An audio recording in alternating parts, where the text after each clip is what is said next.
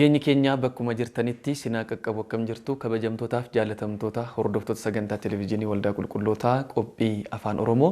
Kuni qophii keenya qophii tibbanaati. Tibbanaa keenya keessatti egaa akkuma baratame waa'ee mana kiristaanaaf kiristaanotaa, mana kiristaanaaf kiristaanotaaf maaltu ta'e, maaltu irrattis ta'e qophii keessatti kaasnudha. Egaati qophiin keenya qophii tibbanaati wajjin turtu.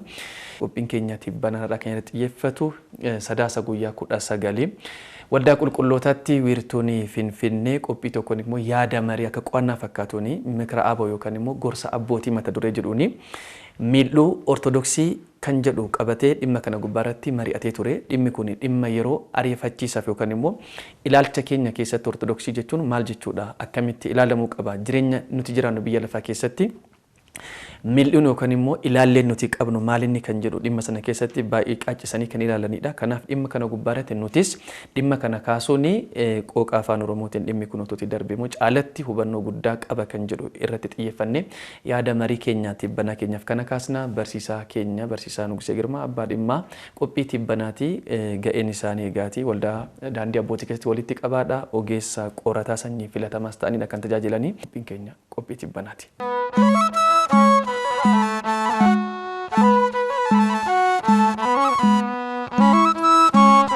Sadaasa guyyaa 19 dilbata darbee jechuudha. Waldaa Qulqullootaatti wiirtuun Finfinnee qophii tokko yookaan immoo akka qo'annaatti fakkeessee gorsa abbootii yaada jedhuuni qophii tokko qopheessee ture. Qophii sana keessatti miidhuu ortodoksii jechuun maal jechuudha yookaan miidhuu ortodoksiitiin jireenya keenya akkamitti madaalla kan jedhu qabiyyee kana qabatee qabxiiwwan gurguddaa kaasee ture achi keessatti. Egaa miidhuu ortodoksii jechuun maal jechuudha mataa isaatiin namni tokko miidhuu ortodoksii keessa jiraachuudhaaf ulaagaa akkamii keessa darbuu qaba.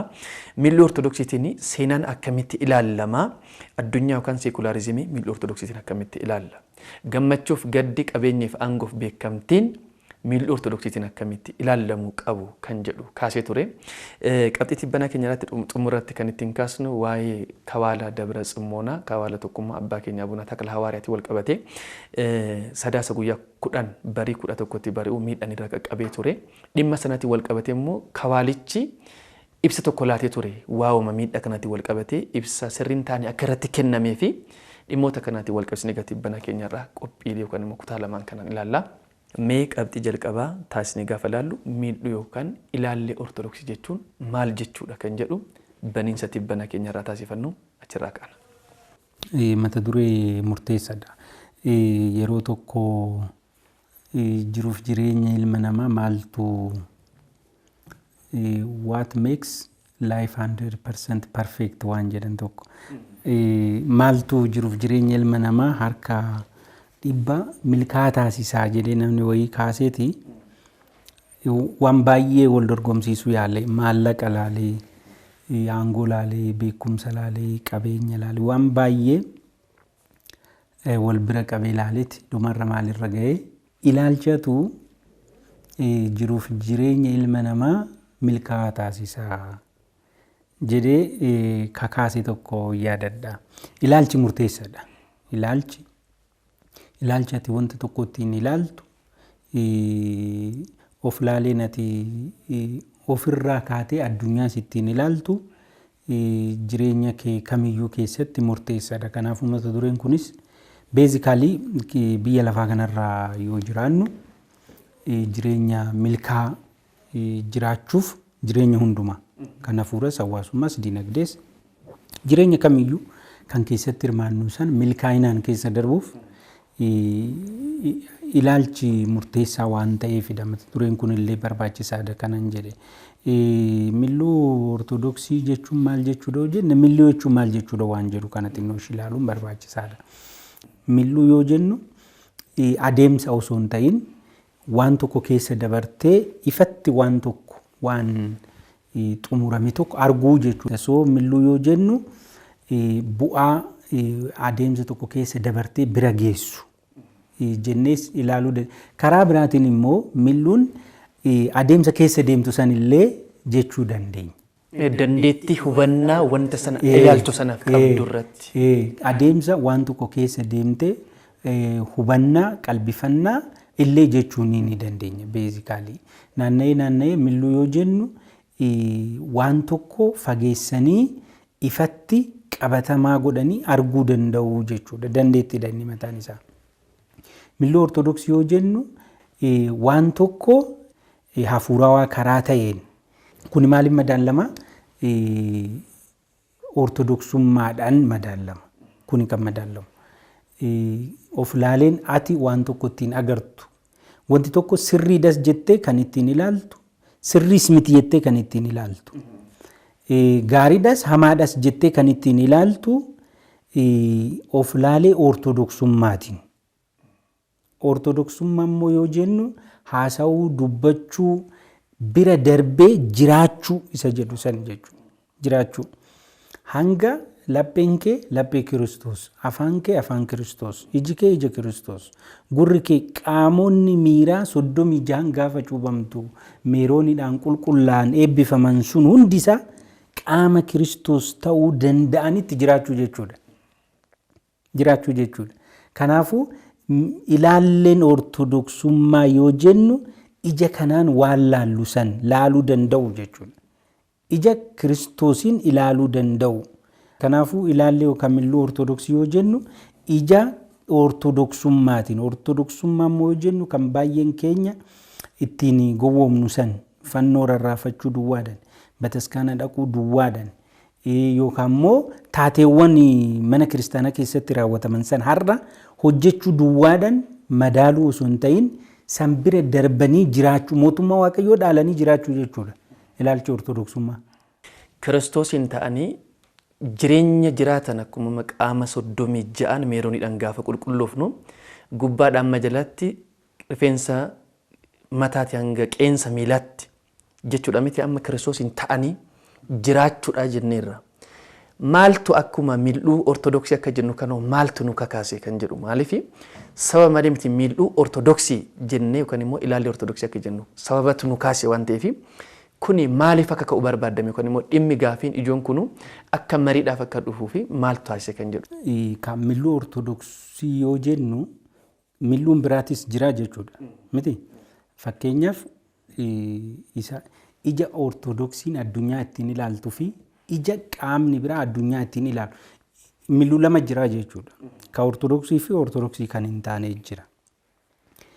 Milluun tokko fakkeenyaaf milluun ortodoksiin taane waan hundumaa ofirratti xumura.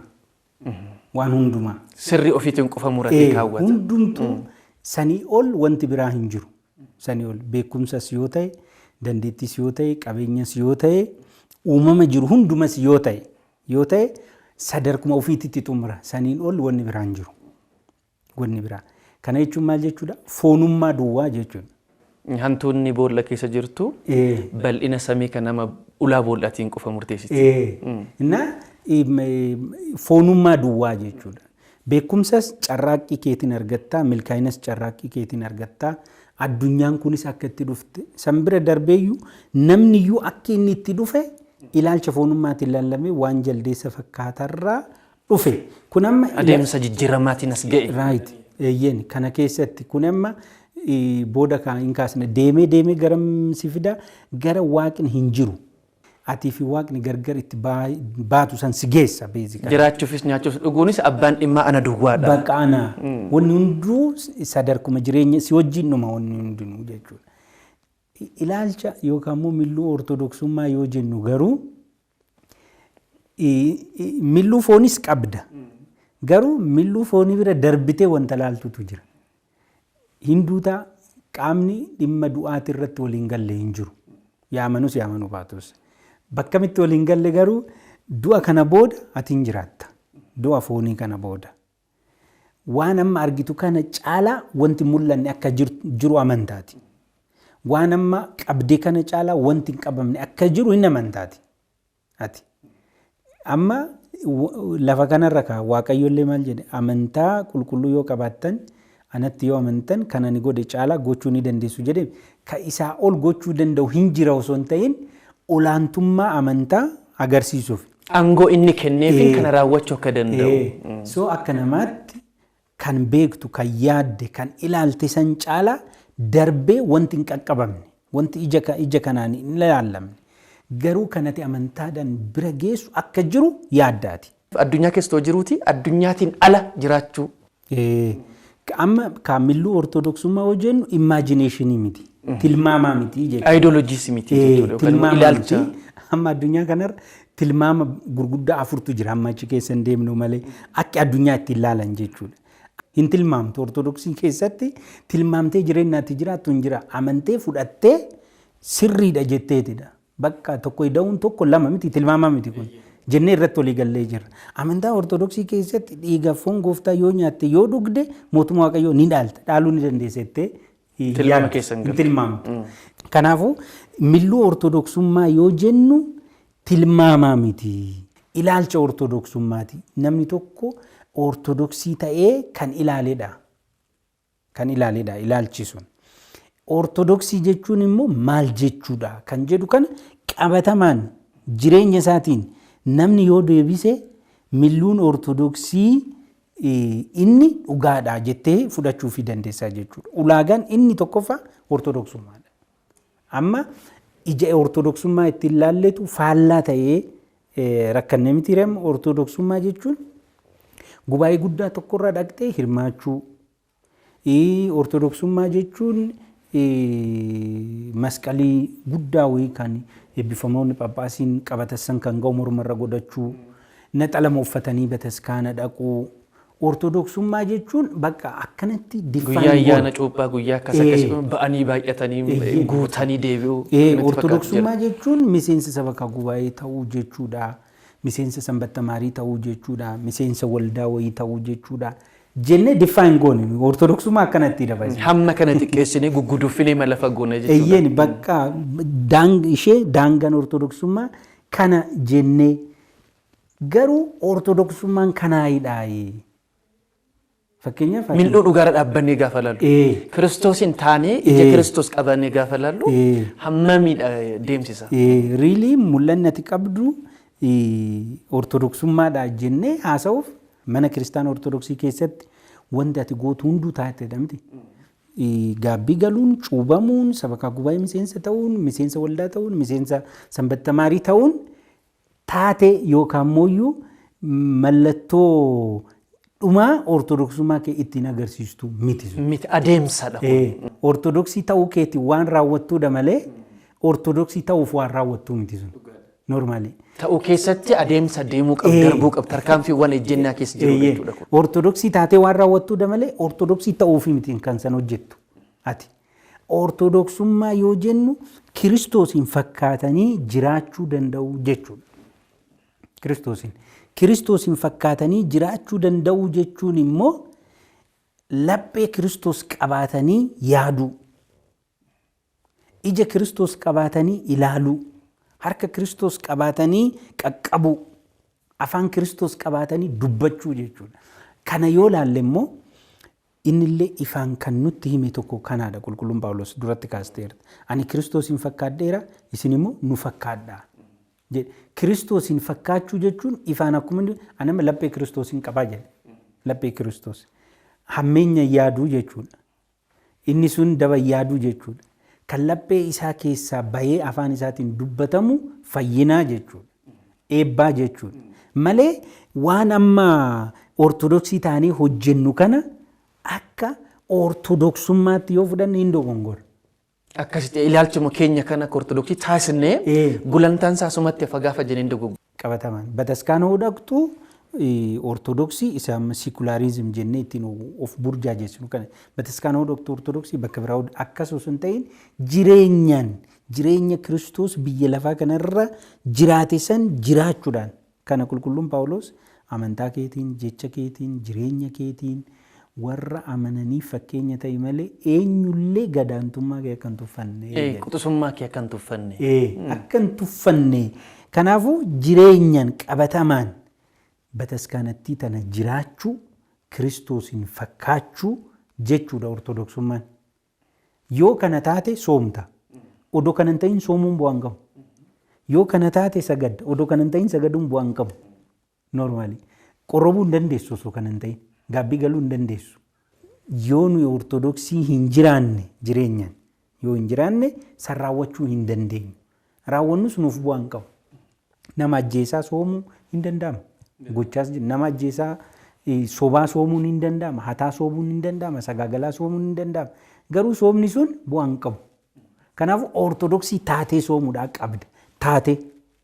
Taatee fakkaattee osoo hin ta'in taatee san ta'uu jechuun immoo akkuma duratti jenne waan hunduma keenyaan qulqulloota fakkaachuu danda'uudha. Mil'uu ija Kiristoos qabaatanii maaliif namni ija hin qabne qaamni isaa hundumtuu dukkana jedhe Kiristoos. Anamma ija Kiristoos jette sanarratti xiyyeeffannoo guddaatu kenne. Maaliin yaadadhe Wangeela Yohaannis boqonnaa 5 gubbaarratti namicha waggaa 38 dhukkubsatee ciisaa ture. Waa'ee Matsaaguu jennee kan kaasu jira. Akkanas akka ta'e bareet xiyyeeffannoodhaan ilaalee jedha Kiristoos miti. Bakka sana dhufeeti akka akkanatti jiraachaa ture, akka akkanatti dhukkubsee ture xiyyeeffannoodhaan ilaaleet siree kee baadhuutii deemi ittiin jedhe kan jedhu barreeffamee jira jiratti. Achi siqnee immoo hojii duukaa bu'oota boqonnaa 3 gubbaarratti immoo qulqulluun Phexros sa'a 9tti gara kadhannaaf otoo deemaa jiranii Yohaannis wajjin namicha naafatee gara haadha isaa keessatti naafatee dhalate tokko waan harkatti kennamu saantimii yookaan waan akkasii kadhata ture. Phexros garuu xiyyeeffannoodhaan akkuma Kiristoos ilaale sanatti ilaalee jedha. Waan sii kennu hin qabnuuti ilaale. Gara keessa ilaale jedheet gara isaas ilaale akkuma Kiristoos namicha sana ilaaletti ilaale Kiristoos siree kee baadhuutii deemi ittiin jedhe. Phexros immoo maal ittiin jedhe? Ka'iitii dhaabbadhu deddeebi'i maqaa isaatiin ittiin jedhe. Maqaa eenyutiin ilaale ija Kiristoos keessa ta'ee eenyummaa Kiristoos keessa dhaabbatee maqaa Kiristoosiin kanan qabu kanaati ka'iitii deddeebi'i ittiin jedhe. Suni Kiristoosii ka'ii siree kee baadhuutiin jedha. Siree isaa battee deemi waggaa 38 ciise. Namichi kun immoo gadaamessa haadha isaa keessatti dhalatee limshoodha waggaa baay'ee jiraateera. Ka'ii deddeebi'i ittiin jennaan ka'ee dhaabbatee utaaleedha. Ilaallee sana keessa dhaabbachuudha Kiristoosiin ta'anii Kiristoos uffachuun reefu kan kaastan qabxii guddaadha. Mee amma immoo yaada kaastan keessatti maaliin argee ortodoksummaa jechuun yaaduma fannoo baatanii naxalaa uffatanii guyyaa ayyaanaa faarfatanii lafa cuuphatti hiriiranii sabala qiddaasiidhaaf hiriiruu miti. Sabakaa gubaa akkasitti galmaa'u miti. Asraat bakuraasuma akkasitti yeroodhaaf akkuma yeroo barbaadanitti kaffalanii akkasitti galanii kanaa miti jettanii kaastanittu anoo ulaagaan ortodoksii kanan jedha tureeyyuu kan biraa kan kana caalu natti maakaa namni jedhamu jiraachuu danda'a amma yaada kana keessatti. Kanaaf ulaagaan kana darbee kana simatee kana of keessatti qabatee jiru ortodoksummaa ta'uun caalatti akka ibsinuu fi mee ulaagicha sirriitti haa kaasne tokko nama jenne kana jennu. Fakkeenya salphaa tokko akka amma fakkeenyaaf barataan tokko mana barnootaa tokko keessa galee yookaan immoo yuunivarsiitii Finfinnee keessa seenee hayyama addaa qabaachuu danda'a namni seenuuf. Garuu barataa fudhannu barataa. Kutaa barnootaa keessa seenee hojii daree hojjechuuf. Kutaa barnootaa keessa seenee shaakala barsiisaan kennu shaakaluuf mucaan dura maal tokko barataa ta'u. Barataa ta'uun dirqama isaa. Dirqama kun normaal. Odoo barataan ta'in dhimma hojii daree kaasuu hin dandeessu. Garuu deddeebi'uu danda'a. Hin danda'a. Deddeebi'uu danda'a. Hojii daree hojjechuuf qormaata irra teechee qoramuuf laayibirarii seentee dubbisuuf barataa yookaan immoo haala adda ta'een hayyama qabaachuudhaan qabda. Ulaagaa sayyoon guunne hojii mana waan hojjetteef kasii arramu hin jiru, kasii ilaalu hin jiru, laayibirarii seentee waan dubbisteef gaafiin sii dhiyaatee deebistuu hin jiru. Inni namaataa jechuudha akkanuma. Amma ortodoksummaa yoo jennu ilaalchi nuyi ortodoksummaa namoonni tokko maal siin jedhu seete fakkeenya waggaa 40-50 guutanii waggaa 40 ortodoksiin turee siin jedhu. Duuba deemtee yoo laalte namoota kana xoofoo qabu. Xoofoo isaanii waggaattis ji'attis kan isaan ga'u hin baasu. Bataskanas as qaddasanii jiru ta'a hin beeku. Namoota kana duuba deemtee yoo laalte waan tokko raawwatanii jiru. Na madaalanii cuunfanii maal siin jedhanii ortodoksiin ture waggaa 40 siin jedhanii. Amma garuu pirootestaantii taanan amma reefan Yesuus argadhee siin jedhan. Namicha kana yoo garagalchitee ilaalte bakka galeefi isaa ta'u osoo hin galin soomaa ture haa jennu. Aadeffannaa aadaa taasisee jechuudha. Bartee. Gaafa ayyaana cuubaa horii qalee jira. Maaliif akka qaluun beeku? Qalee jira, huccuu adii uffatee jira, as qaddasee jira namichi kun. Xoofoo qabaa, hin baasaa, rakkataa gargaaree jira namichi kun. Dhumarra waggaa 40-50-60 booda amantaa isaa jijjiirateet pirootestaantii ta'e amma Yesuus argadhee siin jedhe. So ortodoksummaa akkamitti herreege namni kun yoo jettee ilaaltu odoo reejistiraarii dhaqxee hin galmaayin qormaata taa'uu jechuudha. Kuni waardiyyaa balbala gubbaarra waggaa 40 kaampaasii eegaa ture yookaan immoo garuu keessa maal akka jiru tokko kan hin beekne. Amma dhaqxee odoo hin galmaayin qormaatarra taa'uuf yaaluu. Odoon qo'atiin qormaatarra taa'uuf yaaluu jechuudha. Kuni amma taateedha kuni. Ati ortodoksii taatee waan raawwattudha. Fakkeenyaaf kan amane kan cuubame hin fayya jedhame kitaabni qulqulluun dura amanuu sirra jira. Amanuun sun eessa jira jechuun hammam gadi fagaata. Dura amanuu sirra jira. Ati yoo gameessa taate barattee amantee cuubamta. Yoo daa'ima waggaa 40-80 taate immoo amantaan maatii keessuun si lakkaawwamee itti guddattas. Itti guddattaa keetidha. Isa san fayyadamtee cuubamta. Kan kanaan alaa cuuban hin jiru. Normaal. Cuubamuuf maal ta'uu sirra jira? Namni cuubaan isa barbaachisu san ta'uu sirra jira. Phexroosiin amma maaltu akka hin cuubamne nu orgaa jedhanii gaafatanii? Gaafate. Duuka waan sunis akkasuma jedhee gaafate Filiphoosin. Akka hin cuubamneef maaltu na dhowwa bishaan kunuuti jechuun jalqaba garuu hubannoon inni bakka cuuphaa sana ga'uuf deema. Niqoodimoosis yoo fudhatte sanuma gaafate Kiristoosiin dhaqee kamti namni dhalataa jedhe. Amma dura maal ta'uudhaa qabda jechuudha. Nama gaabbii galuun irra jiraatu. Nama soomuun irra jiraatu. Nama kurnoo baasuun irra jiraatu. Nama saba kamanfsaa'ee gubaa'ee miseensa ta'uun irra jiraatu. Ta'uudhaa qabda dura. Dhaabbii sanarra dhaabbachuu qabda. Eeyyeen. Amma fakkeenya hatanii saamanii gaafa ayyaana waggaa dhufanii birrii 100,000 miliyoona 1 sii kennanii si biraa deemu. Kurnoo baasuu danda'u. Bataskaana ijaaruu danda'u. Akkanatti lakkaa ortodoksummaa. Namni tokko ortodoksiidha yoo jennu inni jireenya isaatiin qulqulloota fakkaataa. Ortodoksii ta'uu keeti waan gochuu qabdu saniin ortodoksummaa kee lakkaa'uudhaa hin qabdu. Sun dirqama kee. Ortodoksii waan taateef waan hojjechuu qabduudha. Garuu ortodoksii ta'uu jechuun jireenya Kiristoos jiraachuu jechuudha. Jireenya Kiristoos. Akkamitti namni tokko odoo cubbuurraa bilisa hin bahiin soomee qiddaasee galatoorra dhaabbatee namni tokko gabaabumatti cubbuurraa bilisoomuu jechuudha. Ortodoksummaa jechuun. Keessa addunyaa kana haqanii baasanii amma cubbuu jechuun mataansaa cubbuun otoo homaan hojjetiin dhufus jira miti. Otoo homaan hojjetiin jechuun amma wantoota cubbuudha jedhaman kana raawwataman kana otoo raawwatiin cubbuun mataansaa baay'eetu jira. Jira kaama. Dhaabbii Kiristoositti guddachuu jechuun achi keessadha. Achi keessaa ba'anii dhaabbii sana. Inuma kitaabarra jiran bara. Mana keessa jiraachuu malee deddeebi'uun akka nurra hin jirre qulqulluun Phaawulos dubbateera. Bakka inni illee Kiristoos namni kuni afaan isaatiin na waaqeffata lapheen isaa garuu kanarraa fagaattedha. Namni kun yoo kurnoo baasuu hin agartaa ortodoksii fakkaata. Yoo faarfatuu hin agarta ortodoksii fakkaata. Deebitee olaaltu immoo faallaa ortodoksii jiraata. Si galee faallaa ortodoksii jechuun jireenyi qulqullummaadhaan hin guuttamne eebban hin faamne jireenya ortodoksummaa miti. Hidhannaa qaamummaa Kiristoos kan hin qabne mataa Kiristoos taasifatee qaamota isaa miiraa kana Kiristoosiif kan hin laanne yaaduma deddeebi'ee lafa onaa keessa kan jirudha. Bakka amma fakkeenyaaf aangoo lubummaa waan qaban fakkaatanii fannoo qabatanii qoobii monoksii uffatanii hin agartamti. Amma yeroo soomaa kan ammoo mana fooniitti hin agartaa dhuganii oomachaan hin agartaa. Riilii sanuma waan qabataniif ortodoksii jechuudha. Ortodoksummaan akkanaa miti. Ortodoksummaan cubbuurraa bilisoomuu jechuudha. Cubbuurraa bilisoomuu jechuudha. Cubbuun immoo maali yoo jenne waan gaarii hojjechuu dhiisuun mataan isaa cubbuudha. Yaaqoobii waan gaarii hojjechuuf yaadee kan hin hojjenneef cubbuutti ta'a jedhe miti. Waan gaarii cubbuu yoo jennu hojjechuu kan qabdus hojjechuu dhabuun kan orgamtes hojjechuun cubbuudha. Definitely.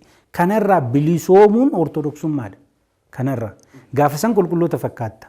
Maaliif Efesoon boqonnaa 5 irratti qulqulluun Phaawulos qulqulloota akka tolutti jedhamti.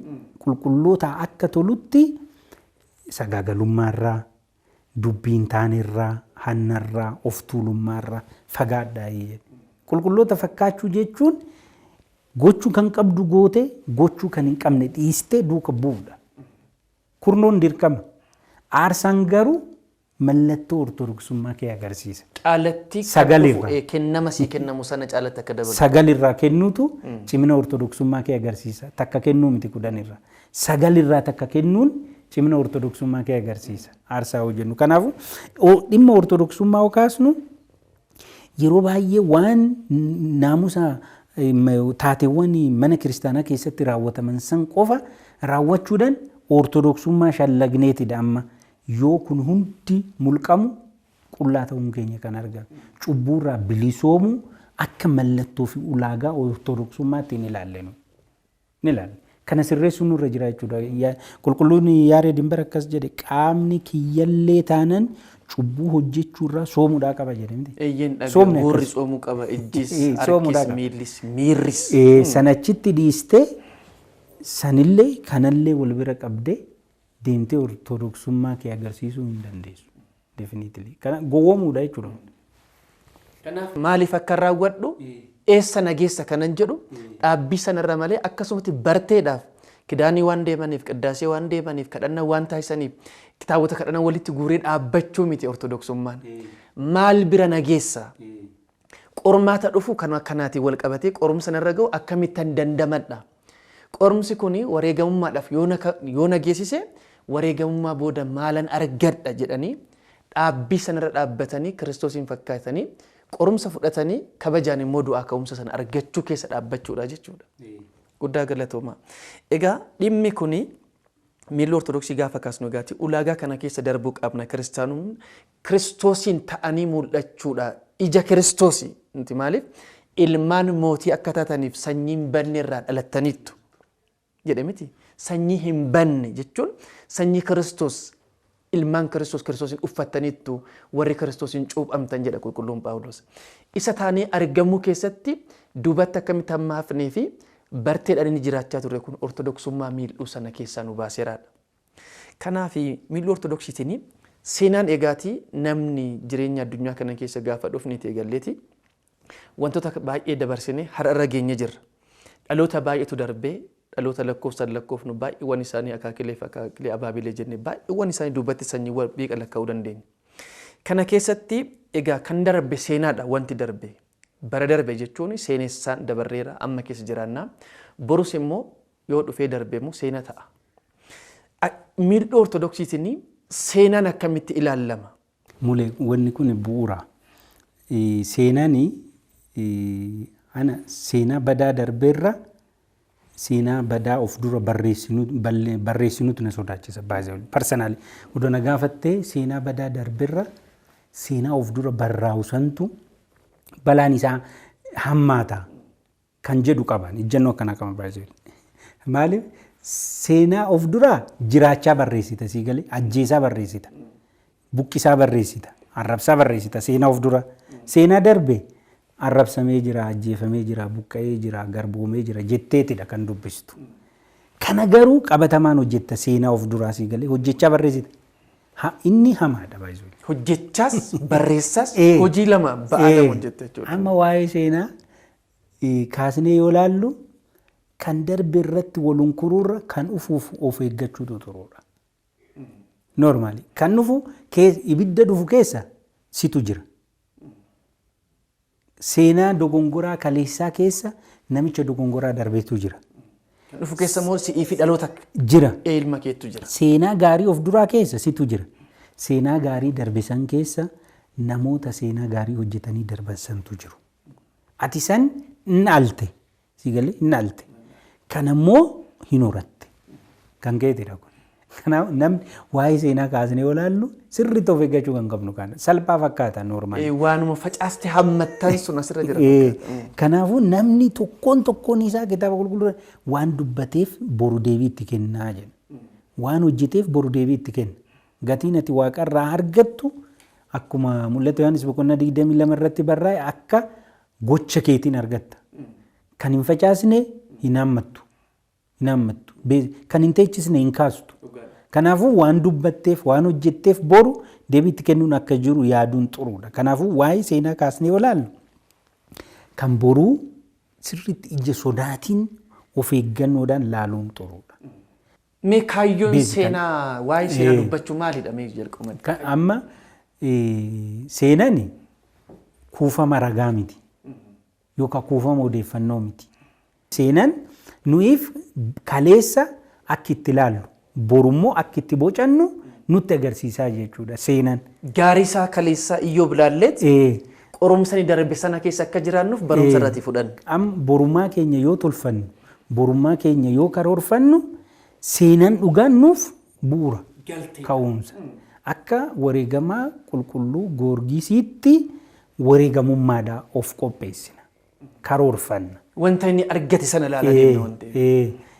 Mootota hamtoota fuulduratti dhugaa ragaa baana akka ijoollee sadaanii san.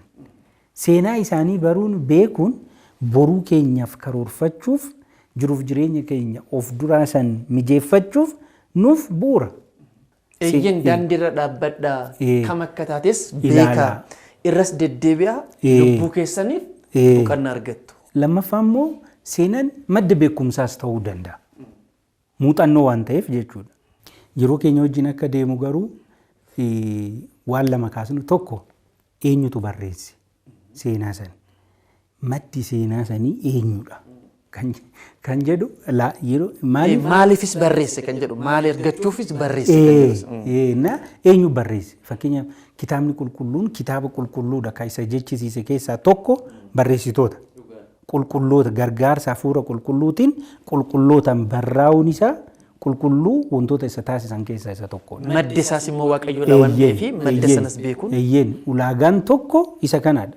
Maaliif barreessan gaafa jennu immoo jireenya addunyaan kun ittiin fayyuu qaba jedhanii sammuu bakka qulqulluurraa hafuura qulqulluudhaan hoogganaman. Amma kitaabni kamiyyuu yoo barraa'u faayidaan isaa ifaan taa'ee jira. Dhaloota lamaansa walitti fiduuf. Kayoon kanaan ala kayoo biraan qabu seenaan yoo barraa'u. Hammeenya kaleessaa dagattee dhugaa jiroochi keessa waraabbattee dhaloota gaarii ta'e uumuudha ture seenaan kaayyoonsa. Amma seenaan kun seenaa dhugaadha seenaa sirriidha irraa baranna ittiin of tolchina jechuuf qaamni seenaa kana barreesse sun eenyummaan isaa murteessaadha. Beektonni seenaatii piroofeesaraa yuunivarsiitii akkanaa keessa barsiisanii warri jettuun immoo akkanatti uumame namni namaa bishaan keessa dhaabbatee bishaan itti facaasanii akkana godhanii akkana godhatanii. Kaayyoon Museen barreesseef maali? Kaayyoon amma beektota amma jettan kun immoo seenaa barreessaniif maalinni galmisa? Amma Museen ilmi namaa uumamtoota jiran keessaa kabajamaa akka ta'e Waaqayyo yaadee uumee hojii dubbatee hin uumame garuu hojjetee of fakkeessee fakkeenya isaatiin uumee jedhee ilmi namaa kabajamaa akka ta'e uumama isaatiin Waaqayyoon akka fakkaatu mana Waaqayyoo akka ta'e kabajeeti jecha kabajaatiin barreesse. Jaldeessa fakkaatarraa dhufu jaldeessi bifti isaa maali? Gurraacha. Namni akkas jedhu suni mataan isaa nama adamee. Inni adiidha. Adii waan ta'eef yookaan jaldeessuma adii ta'a waan biraan ta'u waan ta'eef. Namni sun tuffii qaama wayiitii qabu agarsiisuuf baay'ee ilmi namaa waan jaldeessa fakkaateerraa akka nufne hin beeku. Akkas jechuun mataa isaatiin duubatti deebi'ee qorate tokko inni adii yoo ta'es jaldeessuma adii ta'ee ofii namummaa of hir'isee bineensadhaan. Garuu amma laal dhimma wayiitiif ilmi namaa waan jaldeessa fakkaateerraa dhufee dhimma wayiitiif kaayoo wayiitiif. So as the end of the day hawaasni gurraachi waan jaldeessa fakkaateerraa dhufee jechuudha. Akkasitti ilaa garbummaadhaaf tolchachaa dhufe. Gara immoo amma dhiyeenya kana immoo bishaan keessa dhaabbatee achi keessatti akkanatti uumamee maallawee saba biraa fudhachuu dhiisuurraa immoo kun dhufe. Ilaallee sanyummaa reekoon immoo dhimma foonummaa keessaa reefuun achi agartee olaantummaa, gadaantummaa, dhidhiibaa sanyummaa gosummaa kana mirkaneessuu fi bu'uura jabaarra dhaabuuf holola sobaa oofu. Seenaan sobaa holola ta'aa jechuudha. Deemee qabataman qabu. Kana alaabaadhaan walitti si fidee si agarsiisuu danda'a. Alaabaa fudhattee warri tokko kan Atsee Yohaannisii jedhan alaabaa kana. Warri tokko kan Minilikii jedhan. Warri tokko immoo kan Ortodoksiitii jedhan. Sadanuu garuu fedhii mataa isaanii qabu. Sadanuu fedhii mataa isaanii qabu. Dhimma fakkeenyaaf Jeneraal Taaddasee Birruu barreessuuf ati nama dhugaa ta'uudha qabda. Nan soba yoo jette sammuun keetuu si nayyamu. Kun miildhuu Ortodoksii irra ilaallee sanarra dhaabbachuudha. So seenaa yoo jennu dhugaa jechuudha. Dhugaa dubbachuu jechuudha. dhugaa isa dhugaatti si fidu tokkummaatti si fidu naannawa jechuun jireenya tokkummaarra si dhaabee jireenya fayyaalessaa akka qabaatu taasisu ta'uu qabaadha seenaan. Amma ufdatti waggaa 150 akkana taate jedhanii namatti seenessuun namatti taasisu waggaa 150 nu immoo jechaa kan jirru biyyuma kana keessayyuu waggaa 3,000 ol jiraannee akka namaatti jechaadha. Akka namaatti erga uumamne waggaa 3,000 miti. Akka namaatti biyya Itoophiyaa jedhamtu kana keessattuu seenaan keenya waggaa 3,000 olii. Waggaa 150tti si fideetti sitti lakkaa'etti ati asitti garbicha turte si bitaa turanii si dhiitaa turanii hin barraa. Fakkeenyaaf beektonni amma artikil joornaalii irratti ka barreessan jiru hin barreessu taanii bakka ortodoksiin maqaa Oromoo garanatti jijjiirtee. Kaayyoo qabu waan ta'eef bitamanii kan barreessan baay'een isaanii dhimma kana godhanii maaliif barreessanii yoo jette boru dhimma wayii qabu kaayyoo wayii qabu wanta milkeessuu barbaadan. So dhaloonni kun maal jechuu qaba kana jechaa kana haasa'aa kana faarfachaa jiraachuudha qaba. Kitaaba qulqulluu guddicha irratti hin argita. Fakkeenyaaf waa'ee fannoo Kiristoosiin jechi fannoo warra amannuuf humna waaqayyooti jedhame warra namanneef immoo gowwummaadha jedha. Kana maal waa'een fannifamu Kiristoos maaliif akkana jedhanii barreessuun barbaachise? Hamma kanachi keessa kan hir'isan. Fannoo kan jedhu san fannooni meeshaadha kan irratti fannifame. Fannifamuun gocha. Meeshaa san dhiisanii gocha ammaa bakka buusanoo jette dhaloonni qubee kun fannoo kan jedhu san akka nagarre kaayyoo qabu jechuudha. Amma biyya keenya keessatti baay'ee rakkoo guddaan tokko ka'umsi isaa seenaa faalla'e kana. Seenaa faalla'e kana. Ilaalchi miidhuu seenaa dhugaarra dhaabbatanii ilaalan taasisu. Kanaaf immoo karooraan irratti hojjetanii jiran kan jedhu kan. Gara xumuraatti dhufna. Gara xumuraatti gaafa dhufnu egaati miidhuun ortodoksii egaa seenaa keessatti seenaa kaleessa namadha waan ta'eef namni hin kufan hin ka'a. Miti nama amma nuyi amma jiraachummaa amma keessa jiraannu miti. Qulqulluun si'a 7 kufee si'a 7 ka'aa jedhameti kitaaba gubbaa irratti. Kanaaf seenaa keessatti gaarii sin hojjeta namni hamaa sin hojjeta hin kufa sin ka'as. Waaqayyos kana waan beekuuf miti jireenya gaabbii kan laate. Akka kufnu waan beekuuf. Kuftanii immoo nafinaa jedheeti kan kufe hin ka'uyi kan wallaale hin beekuyi jedhee immoo dubbata. Kanaaf seenaa keessatti hamaan hin hojjetama gaariin hojjetama nama tokkoon.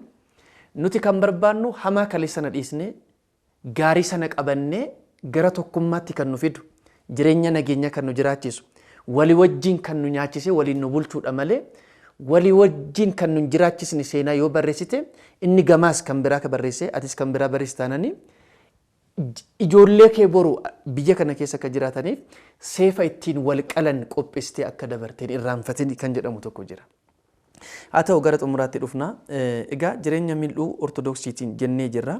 Mil'uu ortodoksiitiin gammachuun gaddi qabeenyi aangoon beekamtiin akkamitti ilaalamuu qabu mee kana gabaabsine qabeenyis beekamtiinis aangoonis gaddis jireenya biyya lafaa kana keessatti wantoota dabareedhaan namarratti dhufanidha.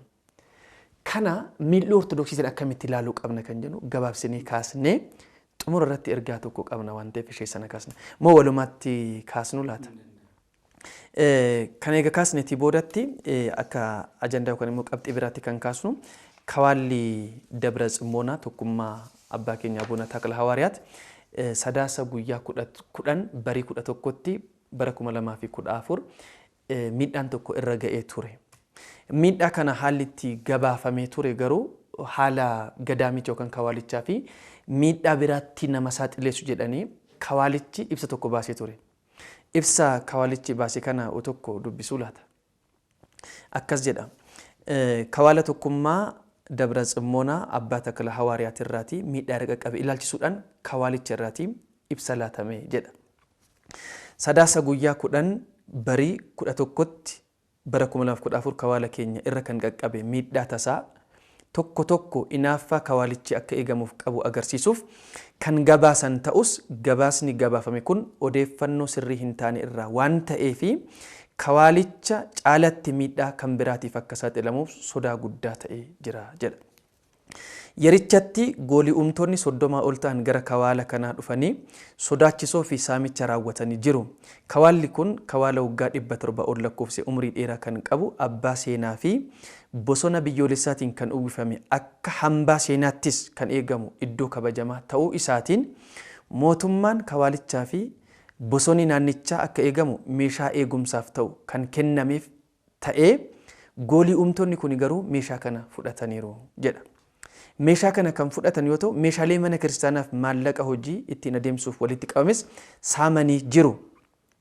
Kana wajjin wal qabatee kophaa jiraattonni yookaan monoksoonni kawaala kana keessa jiran irrattis hunkura uumuudhaan keessumummaadhaan immoo gara kawaala kanaa dhufanii salaanfachuu subaa'ee qabachuudhaaf kan dhufan reebicha irratti raawwachuudhaan qabeenyaaf maallaqa isaanis saamanii jiru goolii uumtoonni kun.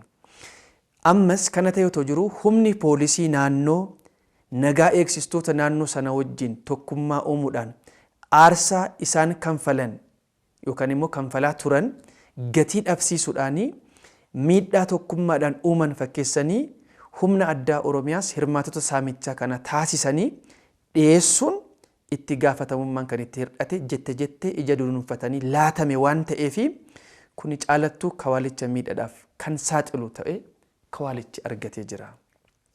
Maalumallee miidhaan tasa halkan walakkaan irratti qaqqabe kun saamichi irratti raawwatamuusaa addunyaa guutuuf gabaasuun keessan kan isin galateeffachiisu ta'e otoo jiru odeeffannoon isin argattan kan hin qulqulloofne fi sirrii kan hin taane ta'e miidhaa geessistoota kanaa fi mana kiristaanaa kan hunkuran qaamota goolii uumtota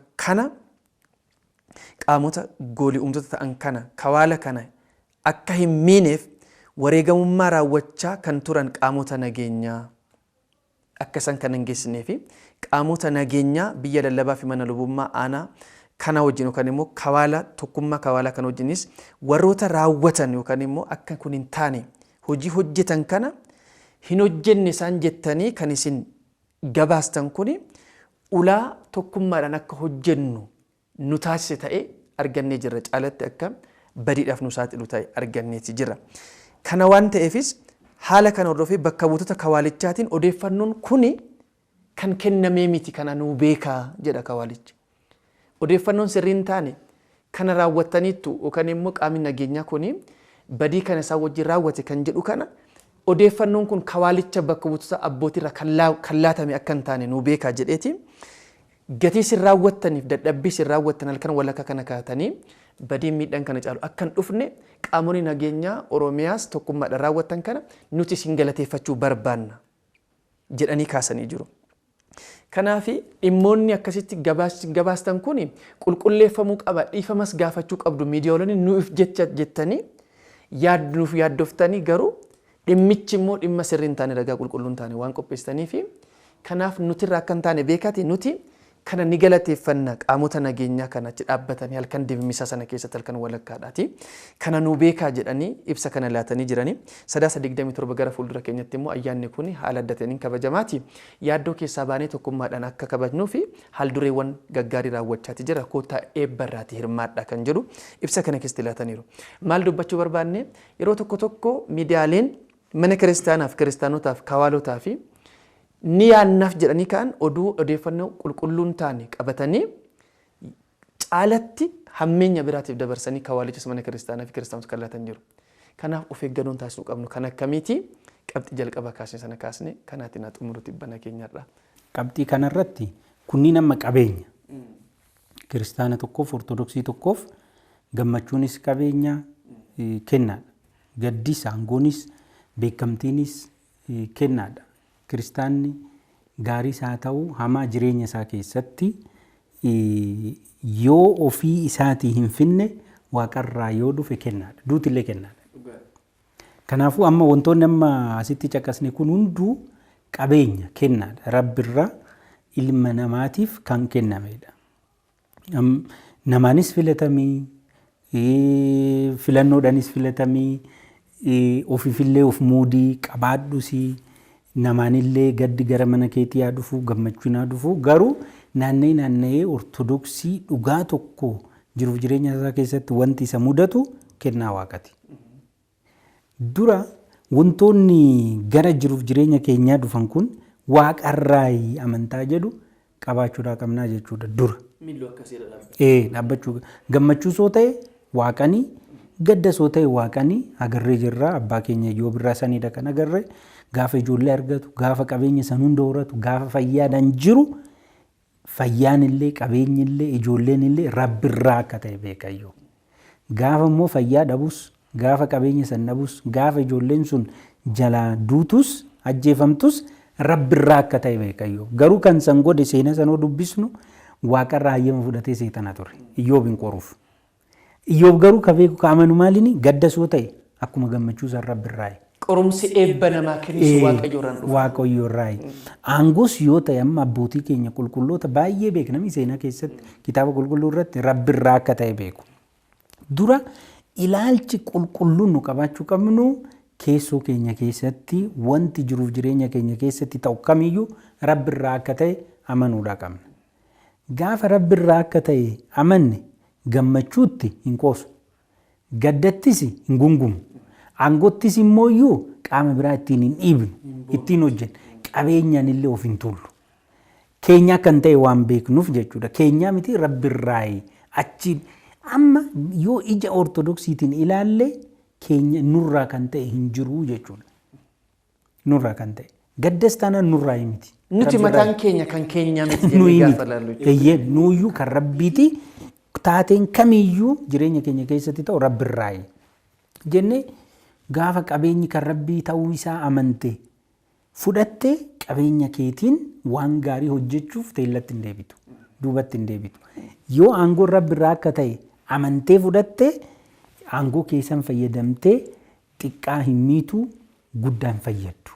Hundumaa qixa tajaajiltaan rabbirraa waan ta'eef sirraa kaasuu danda'a ilaalamu. Waaqayyo immoo qabeenya sii kenne sanitti naafadha. Yoo ati didde dhibeedhaan sidhaa fayyaa sirraa fudhata. Yoo ati diddeen salphatta bakkuma itti hangeffamte sanitti salphatta. Hin baqatta. Kanaafuu waaqayyo kennaa sii kenne sanitti naafadha. Gaafa oobsi isaa dhume hin dhufa waaqayyo. Gaafa dhufe immoo targa amma kun akka hin taane sababaa fi maqaa sikulaariizimii jennu kanaan namni bataskaanatti qofa ortodoksii bataskaanaan ala immoo qaama biraa akka ta'u taasifa. Amma sikulaariizimii hoo jennu bakka amantaa fi manni mootummaa garagara maa jechuudha garagara jechuudha. Ati bakki ortodoksii ittiin taane ni jira jechuudha. Barataa taate mana barumsaatti fakkeenya hojjetaa taate mana hojiitti aangoo yoo qabaatte bakka aangoo saniitti abbaa qabeenyaa yoo taate qabeenya kee irratti tiksee yoo taate horii kee irratti ati ortodoksii miti. Bakkoota kanatti nuyi miira fi naamusa ortodoksummaa irraa kan gargar baanuuf miira san keessa galleeti sikulaariizim jennu. Amma sikulaariizim jechuun deemtee waaqni hin jiru. Gara jettutti deemudha baay'ee. Ofiin jiraachuu of tuulaa ta'uu jechuudha. Waaqni hin jiru. Kuni ka ilaalcha warra lixaati. Isaanuu lixanachumaan. Warra lixaati. Ilaalcha san waan ati itti dammaquu hin dandeenyeen barnoonni sirna sikulaariizimiitiin amantaadhaan ala. Kun amantaadhaan ala. Amantaa akkana godhanii wantoota kana gaafa ati gara aangoo deemtu ortodoksummaa kee gattee. Gaafa gana barnootaa deemtu gaafa suuqii dhaqxu ortodoksummaa kee gattee achitti waan ortodoksiin sin barsiisne sin ajeenye hojjecha asitti immoo ortodoksii ta'aa akka jiraannu kan nu taasise baay'ee olkaan. Nus amma kana barbaadan jirru waan akkasii fakkeenyaaf isuma akka amma gwaanii adii mana yaalatti uffattee galgala yeroo gartu baafattu sanatti ortodoksii bakka tokkotti uffattee mana kiristaanaa dhuftu uffattee dhufta yeroo bakka hojii dhaqxu hin baafatta. Yeroo bakka nyaata dhaqxu hin gatta haala sanaan taasisee kana naa mirkaneessaa kan jedhuun fakkaatu ilaalchi keessa namaa jiru. Garas dhaqne kanaafuu kunniin milluu ortodoksiitiin yoo ilaallu ija abbummaan wantoota kanaa eenyu jedhuun ilaaluudhaa qabna. Waaqa kan jedhurra yoo geenye waaqni eessa jira eessa hin jiru gaafi jedhutti immoo deemna. Barnoota amantaatiin dubbii Kiristoos gaafa barannu immooyyuu waaqni bakka hunda jira. Kanaafuu waaqa bakka wayiitti daangessitee bakka wayiitti immoo jiraachisuu ati hin dandeessu. Bakka hunda jira. Kanaafuu kun kanniin gammachuusoo ta'e rabbirraayi kanaafuu gammachuun keenya kan mataa keenya hin finne akka hin taane waan beeknuuf Gaddas yoo taane kan rabbii waan ta'eef hanga gaddinu qofa gaddina nuyi. Eeyyan maaliif jedhameera? Gaddumti mataan saayyuu waaqayyo irraa taanaan gaariidhaaf jennee fudhannaa. Du'a taanaan du'umaayyuu taanaan. Kanaafuu ija kanaan laaluun xuruu ta'a. Addunyaan garuu miira kana keessaa nu baasta. Asitti kurnoo kafala mana mootummaa dhaqxee hataa akkanatti akka jiraannu kan nu taasise holola amma sababa sikulaariizimiitiin walii gad oofnu kana. Miilli ortodoksii keessa ba'uudha walumaa galatti. Eeyyan atlaarjis yoo laalte ortodoksii fi musliimni pirootestaantiin naannoo mana amantaa isaanii qofatti wal danda'uu kan qaban.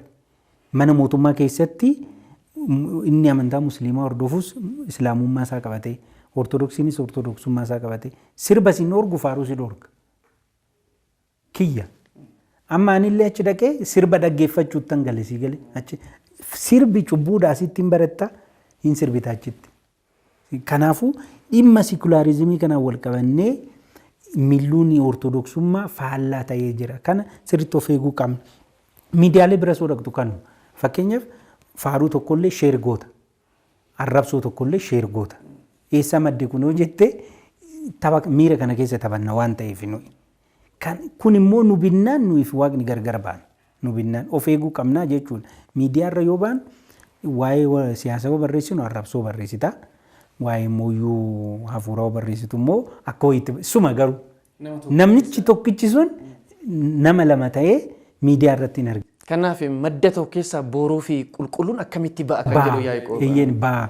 Kanaafuu miidiyaallee yoo fudhanne dhimmichi naanna'ee ilaalcha ortodoksummaati. Kan amma kawaala dabra tsimmoona soo laallu kawaala sanirratti wanti raawwatame kunikaa biyyoonni lallabaa miidiyaa cimaa mataa isaanii odoo qabaatanii kawaalonni kun odoo qabaatanii bataskaanni keenyallee dafee odeeffannoo ta'u kana odoo kennee burjaajaa akkanarraa bilisa ta'uu dandeenya. Garuu ani ija lamaan allaala. Tokko ija shakkiitiin maal laalta'u naan jette fakkeenyaaf akkuma amma kawaalichi ragaa bahee kana qaamni nageenyaa naannoo san jiru kan naannoorra jirus kawaalli kun kan waggaa 700 olii seenaa mana kiristaana ortodoksii duwwaa odoo hin ta'in naannoon Oromiyaa waggaa 700 irraa maal fakkaatti kan jedhus achi dubbista. Waggaa 700 irraa seenaa naannooti atilaarji seenaa biyyaati. Xiyyeeffannoo naannoo bosonaati immoo naannoon sun yoo agarte. Kanaafuu eejensii beelladaaf bosona naannoo Oromiyaa keessattis bakka qaba jechuudha. Qaamonni immoo nageenya bakka san jiran isaanillee yoo gaafatte nu hunduu miira poozitivii qabna siin hin jedhan. Garuu bu'anii ba'anii durallee eegaa ka turan jiru. Yeroo rakkoon kun quunnamellee rakkoo kana adda baasuuf immoo namoonni bu'anii ba'an jiru. Beezikaalii. Kuni namoota miirri gaariin itti dhagaamne immoo jiru naannoo sanitti. Sigalee bakka maqaa ortodoksiitiin wanni waamame hundu baduudhaa qaba. So akkamitti bada'oo jettee vaaliuulas goota wantoota akkanaa kana sigalee ija kanaan nan laalaani wanta achirratti deemu san gama tokkoon. Dhaqanii poolisoota qaama seeraa naannoo san jiru naannoo dhaqabeen bakka san jiru kan bu'aa bahii baay'ee keessa darban durallee eegaa kan turan. Yeroo wanti kun immoo isaan mudateen booda immoo sakattaa kan turan cinaa kawaala sanii dhaabbachaa kan turan yoo xiqqaate sadarkaa dhuunfatti maqaa waamtee galateeffachuudha qabda. Odoo sadarkaa waajjiraattuu rakkoon jiraatee jechuudha. Garuu sadarkuma waajjiraattuu akkuma kawaalichis kaase gargaaramaa ture kawaalichi. Humna hin beekamneen halkanidha wanti sun kan raawwatame qabeenyi jalaa badee jira. Meeshaa kan kenneef hin beer kawaalichi bataskaan industirii meeshaa itti oomishan qabaattee miti. Mootummaa kenneef kawaalli sun akka eeggamu fedhiitu jira jechuudha. Xiyyitii hin barbaadda xiyyitii ati oomishtu. Mootummaan sii kenna gaafattee kawaalli sun akka eeggamu fedhiin jira jechuudha. Kana bira darbee immoo yeroo ayyaana anillee deemee beeka bakka sanii nagarta. Poolisoonni hiriiranii akka isaan itti eegan nageenya bakka sanii. Kana hunda xiyyeeffannaa keessa galchinee hojjetaadhaaf mindaan isaa kennamuufii qaba. Hojjetee jira. Galateeffachuudhaa qabna. Kana caalas immoo nu barbaachisu baay'ee. Boruura nu barbaachisu immoo kan kaleerra immoo boruu nu barbaachisu. Kanaafuu sooshaal miidiyaarra wantoota kana amma kan miira itti gaafatamummaatiin waan tokko hojjechu callisuun baay'ee yeroo kana biyya tana hin fayyada. Callisuun yeroo callisuu akkamitti gaafa jennus wanti dubbachuu qabdu mataan isaa waan dubbachuu qabdu dhiisuun rakkoodha. Wanta dubbachuu hin qabne dubbachuun immoo caalatti balaa sana hin baay'isa yookaan immoo beenzila achirratti facaastu boba'aa sanatti dabalta jechuudha. Kanaafuu negeetiivili ija kanaan bataskaanatti qaama mootummaatti walitti buusuuf namoonni hin godhan jedhee ani akka nama dhuunfaa tokkotti yaadu. Gama biraatiin immoo quuqamarraa kaanii ani poost godhe sheer ka godhan jiru. Ani sanirraa ka'ee san gochuu danda'a. Garuu Dabra Tsimoonan bataskaana seena qabeessaa kawaala seena qabeessadha saamame jedhanii immoo quuqamarraa kaanii kan baay'isan immoo jiru ka sooshaal miidiyaa irratti rakkoon inni guddaan tokko laayik sheeriin firiidha naannoo sanitti. Kanaafuu gama saniin immoo fayyaalummaarraa kaanii immoo odeeffannoo kana immoo kan babal'isan jiru. Kawaalichi garuu giddu galuun isaa immoo abshaalummaadha. Qaama galateeffatamuu qabu galateeffatamee amshuur qaamni nageenyaa naannoo sanis jiru sadarkaa naannoottis jiru wantoota akkanaa kana hin hubata jedheen yaada. Because akka biyyaattuu amma haalli qabatamaan amma keessa jirru wantoonni akkanaa kun akka ta'an gahee mataa isaa taphata. Akka waliigalaatti garuu kawaalichi ragaa bahee jira. Eeyyanii saamamee jira, qarshii fudhatamee jira, meeshaan fudhatamee jira, abbootiin achi keessa jiran immoo daddarbamanii jiru. Garuu na gargaaraa turtanii dhugaan immoo yuukaa qaamni kamiyyuu fudhachuu qabu kana abbaarraa jechuudha. Kanaafuu sooshaal miidiyaa isaa biroodkaastii yoo fayyadamnu takka dubbatta garuu baay'ee balleessita. Kana sirriitti kanaan dura agarree jirra. Meeshaan waraanaa akkana ta'e jedhamee bataskaana irratti hololli deemaa ture jira. Biyya irratti hololli deema amma nagarra miidiyaa irratti wantoota. Kanaafuu miidiyaa hawaasaas haa ta'u miidiyaalee elektirooniksii kamiyyuu ija amantaatiin ilaaluu qabna.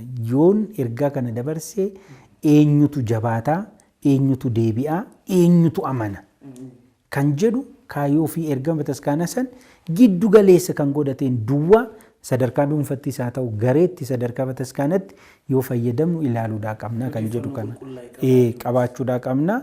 Soomni kan mootummaa Waaqayyoo akka naallee nama taasisti kan jedhu kana kaasuu fi galatu. Barsiisaa Nugusee Girmaa dhugumatti waan gaggaarii fi waan guddaa ta'eef akkamitti miidhuu keenya akkamitti sirreeffachuu qabnuu fi ortodoksii ta'uu jechuun hammam deemsa akkamii keessa deemuu akka qabnu kan ittiin ilaalleedha. Ilaallee kana gubbaarra dhaabbanne kan isin kaastan kanadha. Dhugumatti sagalee jireenya isin haa dhageessisu. Dhugaan jiru isa kana kan gurra dhaga'uu qabu haa dhaga'u egaati jedheera. Kanaaf kan gurra qabu haa dhaga'uudha. Miidhuu ortodoksiitiin seenaa keenya akkamitti ilaalla, gammachuuf gadda keenya beekamtii fi aangoo keenya akkamitti madaalla. Hundumtuu nuti mataan keenya kan keenya miti jedhe qulqulluun Phaawulos qeensa miila keenyatii kaasne hanga rifeensa mataa keenyatti kana natu uummati kan jedhu hin qabnu nuti of keenya. Maaliif? Kennaa Waaqayyooti dhiigaan bitamtaniittu. Kanaaf qabeenyis aangoonis beekamtiin gammachuuf gaddis hundumti isaanii dabaree jireenya keessatti yoo dhufanii nuti tokko akka taane walii waliin jiraanne mootummaa Waaqayyoo isheen dabare addunyaa kana dhiisne addunyaa dabartuu kana keessa baane Waaqayyoo wajjin kan ittiin jiraannu mil'uu Kiristoositti deemnu sana akka guddifannuudhaa fi achirra dhaabbachuu qabnaadha.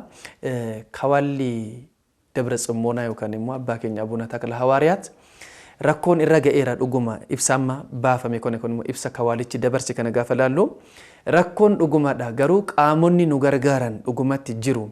Isaan garuu gatii dhabsiisuun qaamota nageenya bakka sana jiran poolisii addaa yookaan humna addaa poolisii Oromiyaas ta'e naannoo sana kan jiran tokkummaadhaan kawaala sana eeguudhaa fi halkan dukkana sana keessa miti namni kawaala Dabra Tsimmoonaa dhaqee beeku miti halkan walakka guyyaa keessa sirxii sana bu'anii daandii sana deemuun hammam akka ulfaatu beekna.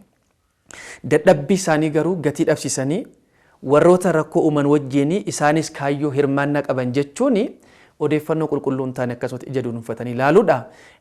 Miidiyaalonni nuuf jettanii kawaala kanaaf jettanii quuqamaaf taasisan odeeffannoo qulqulluu yoon argatin kana yoo gabaasuu dhiistan wayyaa yookaan immoo dhiifama gaafachuu qabdus kan jedhanidha. Kanaaf kana nu beekaa nu hubadhaa jedhaniiti qaamota nageenya kanaafis ibsa kana laatanii jiru. Sadaasa guyyaa 27 gaafa fuuldura keenyatti kan dhufu ayyaana guddaadha kan kabajamu keessattuu yaadannoo abbaa keenya Abuuna Taklaa Hawaariyaati bakka sanatti qabsura guddaa raawwatanii fi foon isaanii yookaan immoo foon isaanii bakka itti godaani sanadha kan kabajamu. Kanaaf haaldureewwan gaggaarii ta'e raawwachaa jira. Kanaaf koottatee eebbaraati hirmaadha jedhanii waamichas dabarsaniiru. Dhugaan jiru garuu odeeffannoo qulqulluun taanee fi isan sakatta'amne isa gaarii hojjete kan gatii dhabsiisu akka nu jalaatiin baasne kuni dhugaa miti. Kuni nuufis isiniifis biyyattiidhaafis mana kiristaanaaf waan fayyadamu qabu.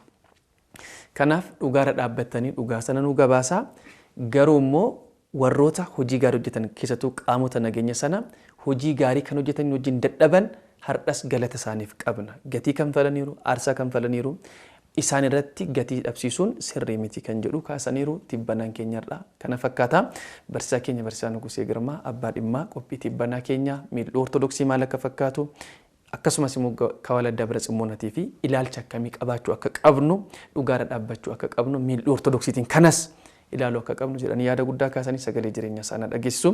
Guutummaa istiidiyoo qophiin kun akka qophaa'ee dhiyaatu isaaniif galata guddaa qabna. Hanga tibbanaa keenya torbanii qophii biraatiin walitti deebinutti Waaqayyoon hunduma keenya wajjin haa ta'u. Nagaatti.